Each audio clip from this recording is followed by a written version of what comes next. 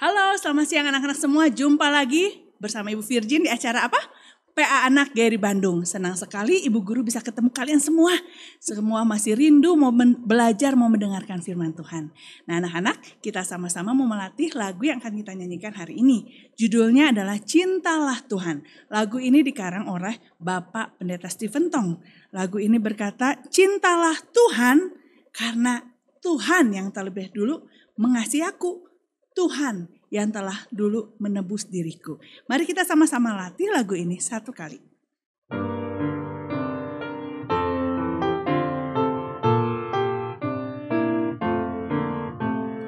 Cintailah Tuhan karena Ia telah menebusku, yang memberi aku hidup baru. Cintalah Tuhan yang menghapus dosaku, seluruh hidupku ku cinta Tuhanku. Oh Tuhan, terimalah kasih-Ku, jiwa ragaku tahta-Mu. Cintailah Tuhan, jangan lupa kasih-Mu.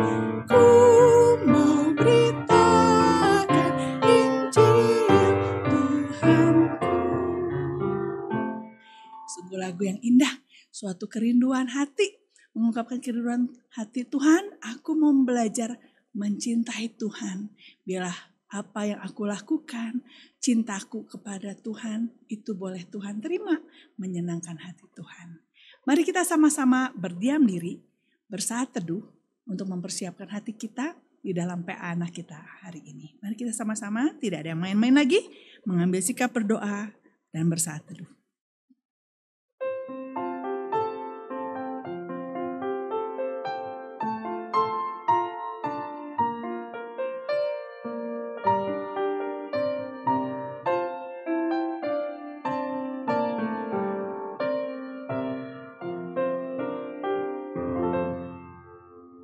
Tuhan Yesus, kami bersyukur, berterima kasih.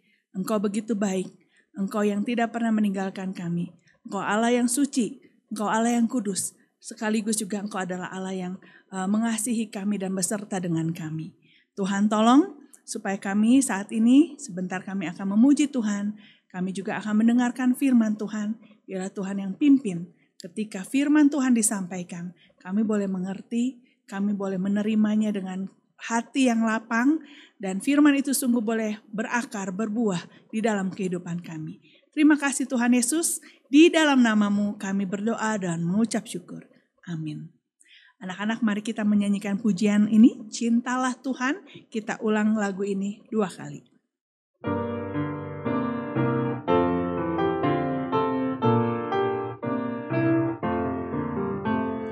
Cintailah Tuhan karena Ia telah menebusku, yang memberi aku hidup baru.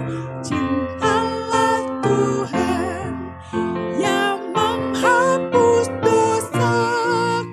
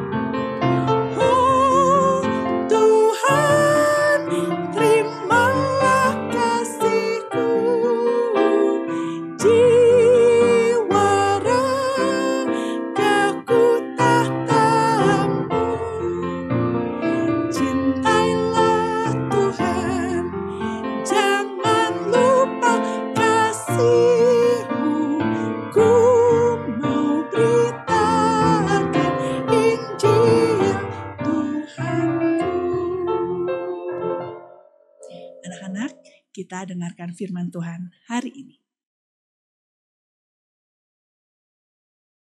Selamat siang adik-adik. Hari ini kita bersyukur kita boleh merenungkan sekali lagi bagian firman Tuhan, yaitu adalah bagaimana Kristus itu berkuasa mengampuni dosa. Dan ini adalah sesuatu hal yang sangat penting untuk kita menyadari bahwa hanya Kristus saja yang bisa mengampuni dosa. Mengapa? Karena Kristus adalah satu-satunya Allah yang jadi manusia. Dan waktu Allah jadi manusia, dan dia menjalankan kehidupan yang sungguh-sungguh berkenan dan sungguh-sungguh suci dan kudus.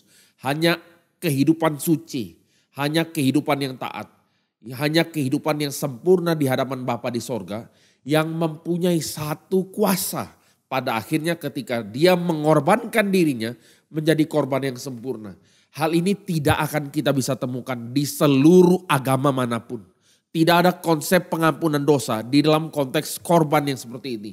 Memang ada orang yang mungkin bisa mengatakan, oh ada korban juga, tetapi korbannya adalah kambing domba misalnya.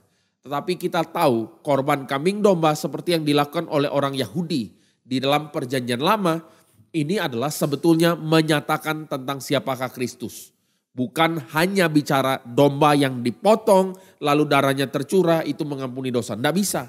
Tapi sekali lagi hanya Kristus satu-satunya yang bisa mengampuni dosa manusia. Karena dia adalah Allah yang jadi manusia, menjalankan kehidupan yang sempurna dan pada akhirnya memberikan dirinya sebagai korban menebus kita. Itulah kenapa Kristus berkuasa mengampuni dosa. Nah hari ini kita akan renungkan dari bagian Matius 9, tapi sebelumnya mari kita berdoa sekali lagi. Bapa di dalam sorga, kami bersyukur untuk anugerah besar yang Tuhan sudah beri kepada kami. Sehingga kami boleh ditebus oleh Kristus dengan pencurahan darah di atas kayu salib. Darah yang murni, yang agung, yang begitu mahal. Yang boleh menebus dan menyucikan kami. Kami berdoa Tuhan, biarlah setiap kami anak-anak Tuhan dari kecil. Kami boleh mengerti bahwa Kristus satu-satunya Allah. Satu-satunya yang berdaulat mengampuni dosa setiap kami. Terima kasih Bapa dalam sorga, dalam Tuhan Yesus kami berdoa. Amin. Nah adik-adik sekalian, hari ini kita akan membaca satu bagian firman Tuhan, yaitu dari Matius pasal 9, ayat pertama sampai ayat yang ke-8. Matius pasal 9, ayat yang pertama sampai ayat yang ke-8. Kita akan melihat bagian ini, Pak Jack akan bacakan buat anak-anak sekalian. Sesudah itu, naiklah Yesus ke dalam perahu, lalu menyeberang. Kemudian sampailah ia ke kotanya sendiri. Maka dibawa oranglah kepadanya seorang lumpuh yang terbaring di tempat tidurnya. Ketika Yesus melihat iman mereka, berkatalah ia kepada orang lumpuh itu, percayalah hai anakku, dosamu sudah diampuni. Maka berkatalah beberapa orang ahli Taurat dalam hatinya ia menghujat Allah. Tapi Yesus mengetahui pikiran mereka lalu berkata, mengapa kamu memikirkan hal-hal yang jahat di dalam hatimu? Mana lebih mudah mengatakan dosamu sudah diampuni atau mengatakan bangunlah dan berjalanlah. Tapi supaya kamu tahu bahwa di dunia ini anak manusia berkuasa mengampuni dosa. Lalu berkatalah ia kepada orang lumpuh itu, bangunlah, angkatlah tempat tidurmu dan pulanglah ke rumahmu. Dan orang itu pun bangun lalu pulang. Maka orang banyak yang melihat hal itu takut lalu memuliakan Allah yang telah memberikan kuasa sedemikian itu kepada manusia. Nah adik-adik sekalian, waktu kita lihat bagian ini ada beberapa hal yang kita perlu renungkan. Yang pertama yaitu di dalam ayat 1, ini menarik sekali karena ditulis sesudah itu naiklah Yesus ke dalam perahu lalu menyeberang. Nah sesudah itu tuh sesudah peristiwa apa? Ini adalah sesudah sebuah peristiwa yaitu bagaimana Tuhan Yesus itu menyeberangi Danau Galilea melewati badai topan yang besar. Bagaimana murid-murid itu hampir karam di dalam kapal. Dan Tuhan Yesus menyatakan besar kuasanya yang meredakan angin ribut. Lalu mereka sampai ke tepi yaitu seberang. Itu di daerah Gerasa, Gadara. Dan kemudian berhadapan dengan dua orang yang kerasukan setan. Disembuhkan, diusir setan-setan masuk ke babi-babi. Lalu babi-babi itu mati terjun dari jurang. Dan setelah semua peristiwa itu Tuhan Yesus menyeberang kembali. Jadi apa yang kita bisa pelajari di sini? Kadangkala waktu kita baca ayat 1, kita mungkin bisa lewat saja. Tetapi ayat 1 ini sesuatu hal yang penting, yaitu apa? Yaitu begini, bahwa Tuhan Yesus pergi menyeberangi malam-malam Danau Galilea, menghadapi begitu besar banyak angin topan badai yang mengancam bahkan nyawa para murid. Dan kemudian hanya pergi ke sana untuk menyembuhkan 2 orang yang kerasukan setan. Khusus pergi ke sana untuk menyembuhkan 2 orang yang kerasukan. Setelah itu kembali ke daerah yang awal tadi. Berarti kita lihat adik-adik sekalian, Tuhan Yesus pergi menyeberangi danau, mengalami tantangan sangat susah, tidur setengah mati. Tapi yang dikerjakan cuma satu, apa? Untuk memenangkan jiwa. Mau bertemu siapa? Setengah mati begini. Mau bertemu dengan pejabat? Bukan. Mau bertemu dengan orang penting? Bukan. Mau bertemu dengan orang pemenang hadiah Nobel? Bukan. Orang yang punya jabatan militer? Bukan. Tapi bertemu dengan 2 orang kerasukan. Ini yang Kristus kerjakan adik-adik sekalian. Berarti apa? Berarti yang kita perlu mengerti adalah bagaimana di dalam Kristus kita boleh juga meneladani Dia. Jiwa bagi Kristus itu sangat berharga. Oleh sebab itu, di dalam bagian sebelumnya kita sudah merenungkan bagaimana Kristus kali pertama itu waktu Dia mulai melayani setelah khotbah di bukit. Dia melayani siapa? Orang kusta. Lalu orang yang bukan orang Yahudi. Lalu ibu mertua Petrus. Dan sekarang kita lihat Dia melayani orang yang kerasukan atau digambarkan orang gila. Orang-orang hari itu membiarkan saja orang gila kerasukan setan ini di tempat yang sangat susah. Di bagian ayat 28 di daerah pekuburan. Orang gila ini tinggal di kuburan. Orang tidak mau lewat sana. Orang tidak anggap kehadiran 2 orang ini penting. Bagi orang-orang yang tinggal di sana, 2 orang ini lebih buruk daripada orang-orang yang sudah mati. Karena minimal gini adik-adik sekalian. Orang yang mati tidak bisa ganggu. Tapi orang yang kerasukan setan ini sangat berbahaya dan mengganggu. Maka di dalam ayat yang ke-28 ya kita lihat sedikit. Setiba di seberang daerah Gadara datanglah dari pekuburan 2 orang yang kerasukan setan menemui Yesus. Mereka sangat berbahaya. Sehingga tidak seorang pun yang berani melalui jalan itu. Adik-adik sekalian coba bayangkan. Ini adalah cerita mengenai 2 orang yang sudah dibuang dari sosial masyarakat. Mereka dianggap lebih bagus mati daripada hidup. Karena ketika hidup 2 orang ini membuat bahaya. Tetapi inilah yang Tuhan Yesus rela korbankan waktunya. Bukankah kalau kita bicara Yesus adalah orang yang sangat penting. Dia layak bahkan bertemu dengan raja. Dan bahkan raja di dalam dunia pun harus sebetulnya menyembah kepada Kristus. Tapi yang Kristus kerja adalah dia pergi menyeberangi dan mencari 2 orang yang kerasukan setan. Luar biasa besar adik-adik sekalian. Dan inilah bagian yang mengembirakan kita. Kenapa? Karena begitu besar kasih Allah akan dunia ini sehingga dia cari bahkan orang-orang seperti orang gila. Orang-orang yang tidak layak di dalam dunia ini. Orang-orang yang terabaikan. Orang-orang yang dipandang bodoh. Orang-orang yang dipandang hina. Ini yang dicari termasuk dia mencari kita. Bapak, adik-adik sekalian, Kristus cari. Kenapa adik-adik? Karena besar kasih Kristus. Dan ini yang kita bisa lihat. Dan di dalam ayat selanjutnya, saudara ya, adik-adik ya, kita lihat ada sebuah tema. Tema apa ini? Tema ketika Tuhan Yesus melayani, bukannya diterima. Bukannya orang-orang bersyukur. Tapi orang-orang mulai melawan daripada Kristus. Coba bayangkan adik-adik, bagi orang-orang yang ada di daerah Gadara, lebih penting babi-babi atau lebih penting 2 manusia yang kerasukan setan itu bertobat. Bagi mereka lebih penting babi-babi. Bagi mereka kehadiran Tuhan Yesus di Gadara membuat mereka rugi. Maka mereka melawan daripada Tuhan Yesus. Ini pekerjaan setan. Ini pekerjaan setan adik-adik, yaitu bagaimana orang yang melayani Tuhan itu juga punya natur yang sama, akan ada oposisi atau perlawanan. Nah, kalau kita lihat di dalam bagaimana Tuhan Yesus melayani orang kerasukan setan, pada akhirnya orang-orang ini, daerah orang Gadara, itu melawan Tuhan Yesus dan dia bilang begini di dalam ayat yang ke-34. Coba bayangkan, responnya bukan bersyukur. Responnya bukan memuliakan Tuhan, tapi responnya melawan Tuhan, dan ini pekerjaan iblis. Kita lihat ya di dalam ayat 34. Maka keluarlah seluruh kota mendapatkan Yesus, dan setelah mereka berjumpa dengan dia, mereka pun mendesak supaya ia meninggalkan daerah mereka. Ini yang kita bisa lihat adik-adik. Dan ternyata ini kita perlu tahu ya, daerah Gadara itu daerah Dekapolis. Daerah 10 kota, Deka 10 ya, Dekalog 10. Dan polis itu kota, Dekapolis 10 kota. Dan daerah Dekapolis ini itu adalah daerah yang ditinggali oleh orang-orang yang bukan orang Israel. Sekali lagi, ini bukan daerah Israel. Jadi kadang secara manusia mungkin kita bilang begini, oh iya mungkin begini, mereka mungkin menolak Tuhan Yesus karena mereka tidak kenal siapa Mesias. Mereka menolak Tuhan Yesus mungkin karena mereka takut. Oke, kita mungkin bisa asumsi. Ini sekali lagi asumsi yang salah, tapi kadang kita mungkin bisa berasumsi begini. Oke lah, mereka nggak kenal siapa Tuhan Yesus. Mereka tidak kenal mengenai khotbah Tuhan Yesus yang baru saja dilakukan di khotbah di atas bukit. Mereka mungkin tidak tahu bagaimana berkuasanya Tuhan Yesus mengajar. Mungkin mereka tidak tahu mujizat-mujizat sebelum ini. Bagaimana Tuhan Yesus menghardik daripada badai dan angin besar. Mungkin mereka tidak tahu.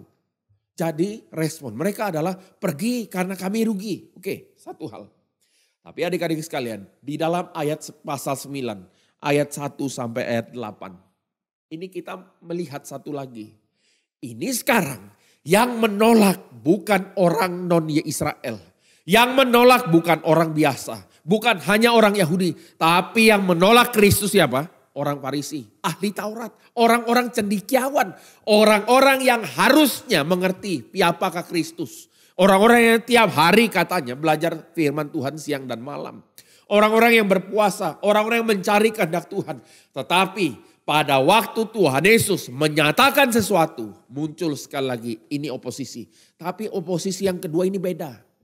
Oposisi yang pertama, perlawanan yang pertama, itu memang adalah pekerjaan iblis. Tapi oposisi yang kedua, ini bukan pekerjaan iblis, tapi ini adalah natur daripada ahli Taurat dan orang Farisi. Mengerikan.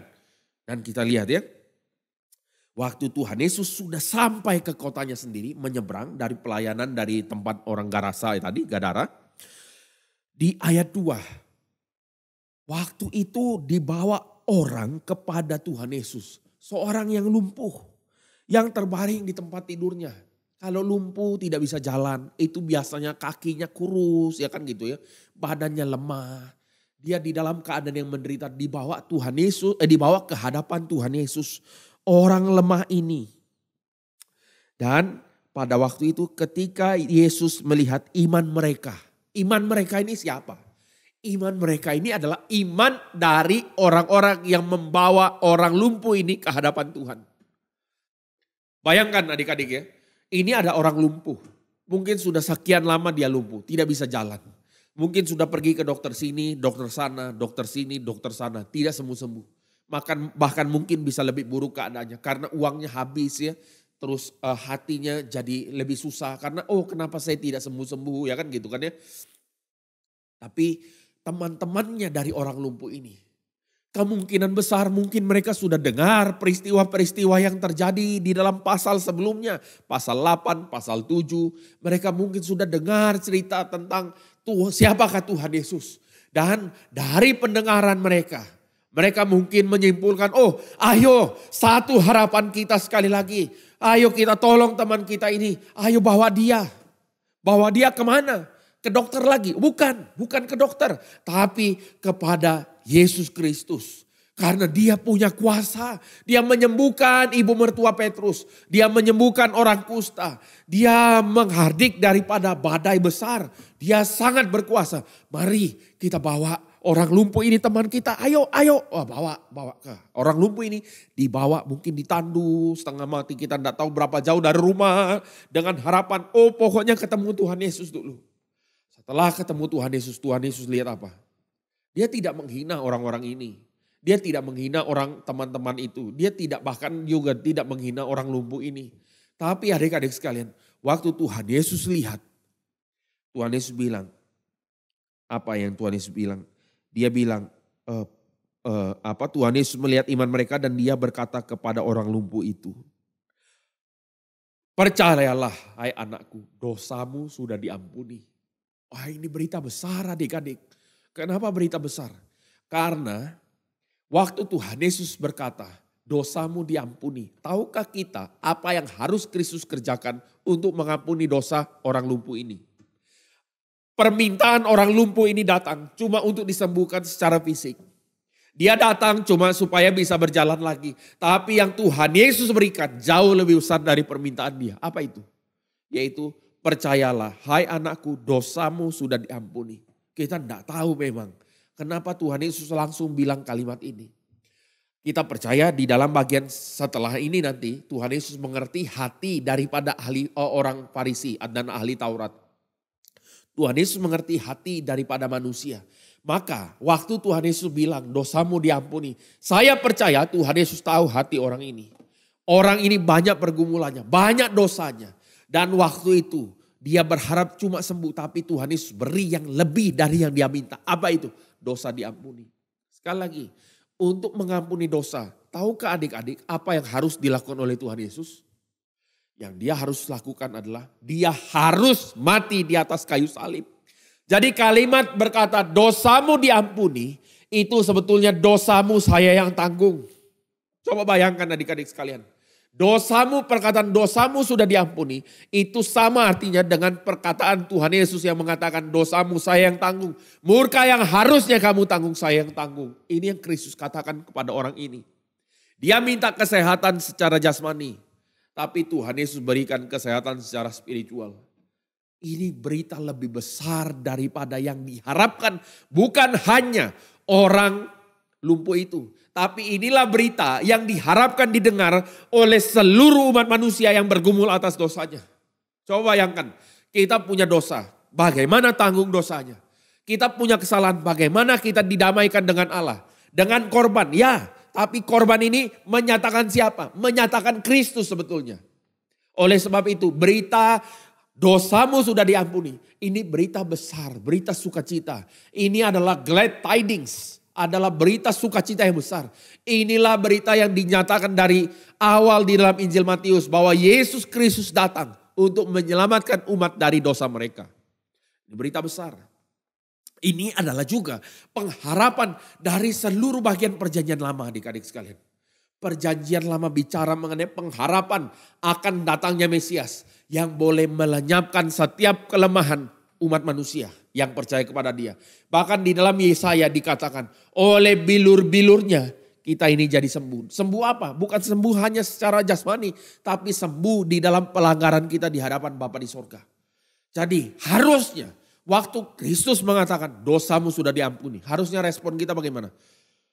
Wah, puji Tuhan, sukacita, keselamatan sudah tiba, Mesias sudah datang. Tetapi apa yang ada di dalam hati daripada orang ahli Taurat? Di dalam ayat 4 dikatakan begini, ayat 3 dan 4 ya. Maka berkatalah beberapa orang ahli Taurat, bukan hanya satu, beberapa orang ahli Taurat. Dalam hatinya, mereka bilang begini dalam hati, wih berani sekali ini orang mengatakan dosamu diampuni. Ini adalah menghujat daripada Tuhan. Karena dalam hati mereka hanya Tuhan saja yang bisa menebus dosa manusia. Ya, Yesus adalah Tuhan dan mereka gagal lihat ini. Oleh sebab itu orang-orang Farisi dan ahli Taurat ini mengatakan, Tuhan Yesus ini sudah menghujat daripada Allah. Ini kalimatnya, kalimat yang menyatakan bahwa mereka adalah bukan milik Tuhan. Dan berikutnya saudara, adik-adik sekalian ya, kita lihat. Ini adalah tema kedua dari oposisi. Tadi kita lihat tentang orang-orang Gadara yang dikerjakan oleh iblis supaya orang-orang ini melawan Tuhan. Sekarang orang ahli Taurat ini melawan Tuhan. Nanti di dalam ayat berikutnya kita lihat ya, di dalam ayat yang ke-11. Pasal 9 ayat 11. Coba lihat. Waktu Tuhan Yesus mau duduk makan di rumahnya Matius si pemungut cukai. Apa yang menjadi respon dari orang Farisi. Coba lihat ini. Pada waktu orang Farisi melihat hal itu. Berkatalah mereka kepada murid-murid Yesus. Mengapa gurumu makan bersama-sama dengan pemungut cukai dan orang berdosa? Coba bayangkan sekali lagi adik-adik. Tadi ahli Taurat bilang dia menghujat Allah. Sekarang orang Farisi bilang, kenapa gurumu duduk makan bersama dengan orang berdosa dan pemungut cukai? Kita tahu satu hal, mereka mulai tidak suka dengan Tuhan Yesus. Kenapa mereka tidak suka? Karena mereka itu gagal tahu siapakah Kristus. Padahal Kristus sudah menyatakannya dalam khotbah di bukit dan dalam beberapa mujizat yang dilakukan. Adik-adik sekalian, ini sesuatu hal yang sangat menyedihkan. Karena justru orang yang seharusnya mengenal Tuhan. Orang yang seharusnya mengharap daripada kedatangan Mesias. Orang yang mungkin mempelajari firman. Orang yang mungkin tiap hari berdoa, oh biarlah Mesias datang. Tapi waktu Mesias datang bukannya diterima. Bukan hanya ditolak, tetapi dihujat. Ini adalah satu perlawanan kepada Kristus. Jadi untuk orang datang kepada dia itu akan dapat perlawanan. Kenapa? Karena orang Farisi, ahli Taurat yang mewakili orang-orang Yahudi. Itu sudah bicara bahwa Yesus ini adalah seorang yang menghujat Allah. Maka adik-adik sekalian, kita harus tahu di dalam hidup kita sekarang ini, waktu kita datang ke gereja, waktu kita beribadah kepada Tuhan, waktu kita melakukan kehendak Tuhan, mungkin waktu kita membawa orang kepada Tuhan, kita akan mengalami tantangan yang sama. Tetapi biarlah seperti daripada teman-teman seorang yang lumpuh ini. Ini bisa membawa orang lumpuh ini datang kepada Tuhan. Nah, Pak Jack akan cerita satu bagian dulu ya saudara. Yaitu pada satu waktu itu ada seorang yang pamannya punya toko sepatu.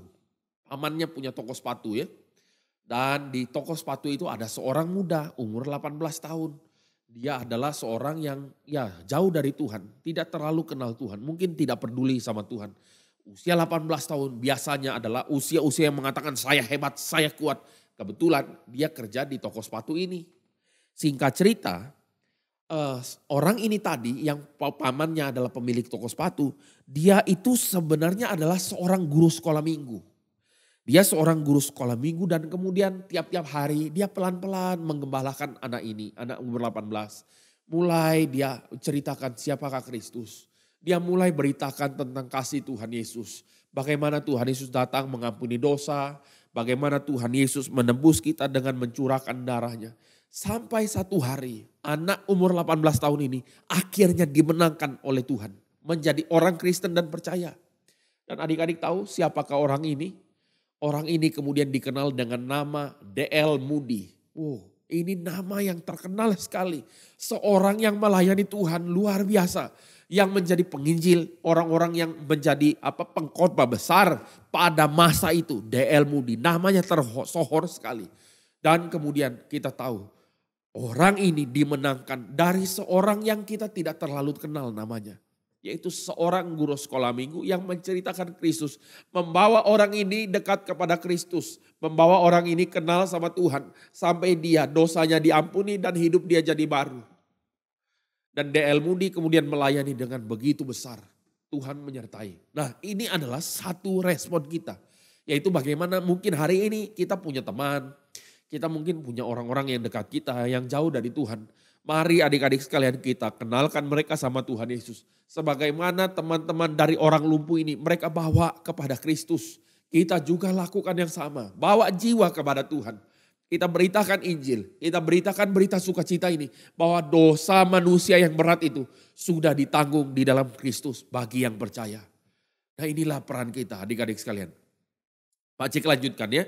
Setelah daripada Tuhan Yesus bilang dosamu diampuni, ada oposisi dari ahli Taurat, orang-orang yang harusnya mengerti firman Tuhan, tapi sebaliknya.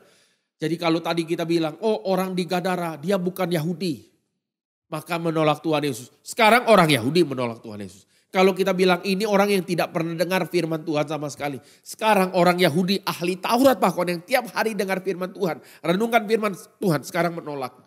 Kita kalau dengar tadi, oh ini ada kerugian besar jadi menolak Tuhan Yesus. Sekarang orang ini tidak dapat kerugian apapun, tapi dia menghujat Tuhan Yesus. Maka adik-adik sekalian kita sadar satu hal, bahwa pekerjaan pelayanan selalu akan dapat tantangan. Mungkin orang tutup gereja kita, mungkin orang datang geruduk bawa massa itu orang-orang banyak. Ayo bubar, bubar, bubar. kamu tidak boleh ibadah, bubar. Itu akan sering terjadi adik-adik sekalian. Tetapi kita harus tahu satu hal, meskipun tantangan banyak, perlawanan banyak, oposisi banyak, meskipun kita susah setengah mati, kita punya tugas satu, apa itu? Membawa orang kepada Kristus. Sekarang bagian berikutnya. Ayat 4, pasal 9 ayat 4 dikatakan begini. Tetapi Yesus mengetahui pikiran mereka. Lalu berkata, mengapa kamu memikirkan hal-hal yang jahat dalam hatimu? Ini menyatakan bahwa Kristus ini adalah Allah. Dia adalah manusia tapi dia juga adalah Allah. Karena hanya Allah saja yang mengerti isi daripada hati manusia, pikiran itu. Harusnya kalau jadi ahli Taurat, waktu mereka pikir, oh ini menghujat Tuhan, ini menghujat Allah. Lalu waktu Tuhan Yesus bilang, kenapa kamu pikirkan yang jahat dalam hatimu? Harusnya ini ahli Taurat ini bertobat. Kenapa bertobat? Karena dia harusnya tahu bahwa yang bicara ini adalah yang punya otoritas mengampuni dosa. Dan menurut orang ahli Taurat yang mengampuni dosa hanya Tuhan. Jadi dia harus tahu dia sekarang berhadapan dengan Allah yang jadi manusia. Harusnya takut, harusnya ampuni saya, harusnya begitu. Tapi tidak demikian adik-adik sekalian. Dan Tuhan Yesus sebetulnya bukan hanya tahu hati nurani mereka. Tapi sekarang Tuhan Yesus kasih lagi tanda bahwa dia sungguh-sungguh adalah sang Mesias itu. Dia bilang gini, mana lebih gampang berkata dosamu sudah diampuni atau berkata bangunlah dan berjalanlah. Mana yang lebih mudah adik-adik? Mengatakan kepada orang lumpuh bangun dan berjalan atau mengatakan sama dia dosamu sudah diampuni. Mana yang lebih mudah? Yang lebih mudah mengatakan dosamu sudah diampuni. Karena tidak ada buktinya kan.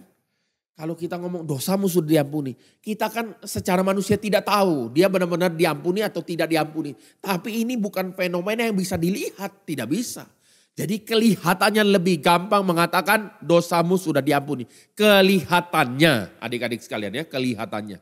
Tapi sekarang Tuhan Yesus mengatakan supaya kamu tahu.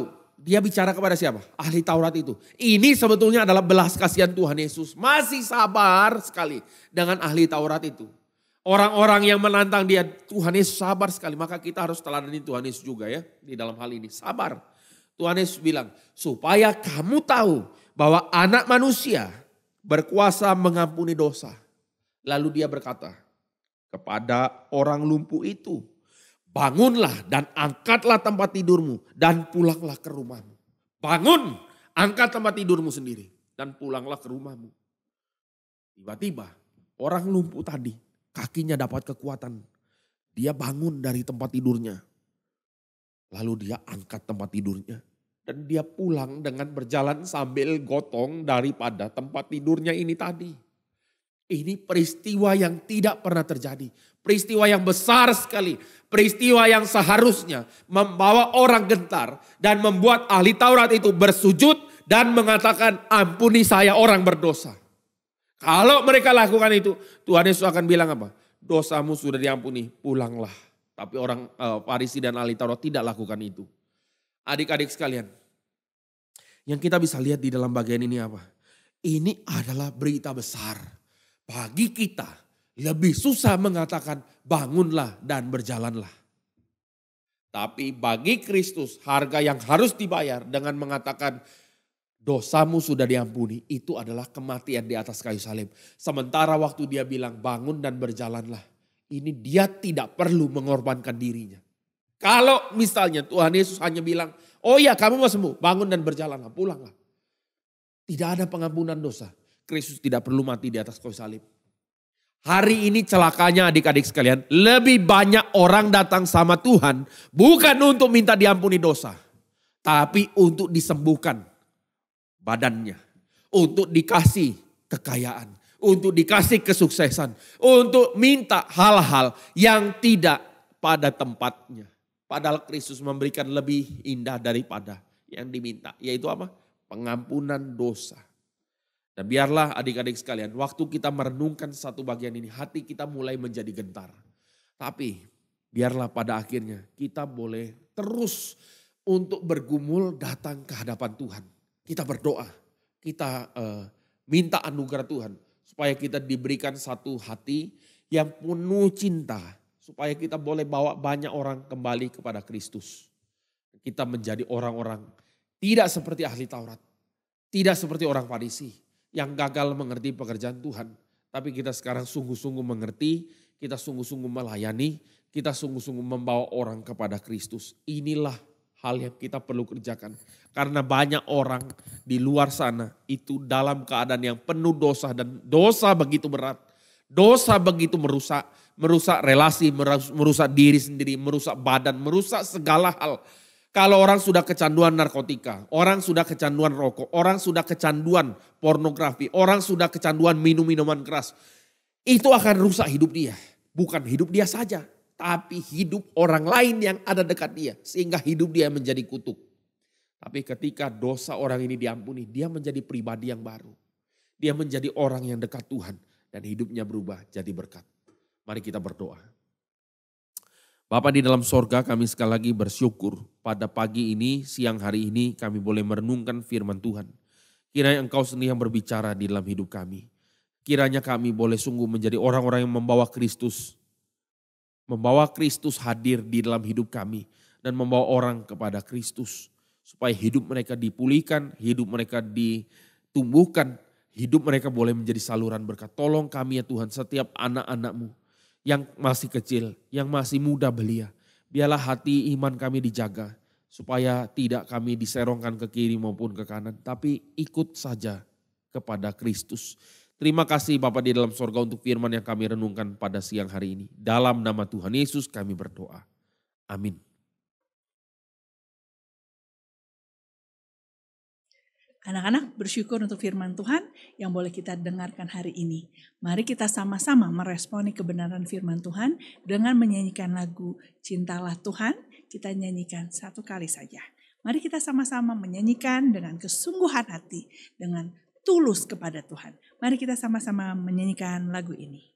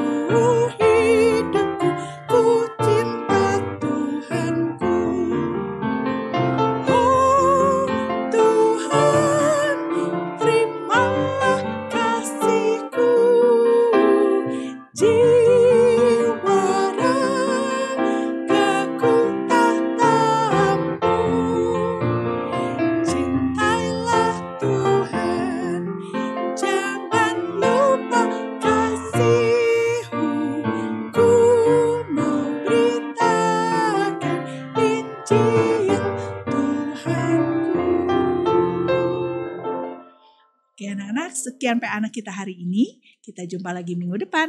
Sampai jumpa. Bye.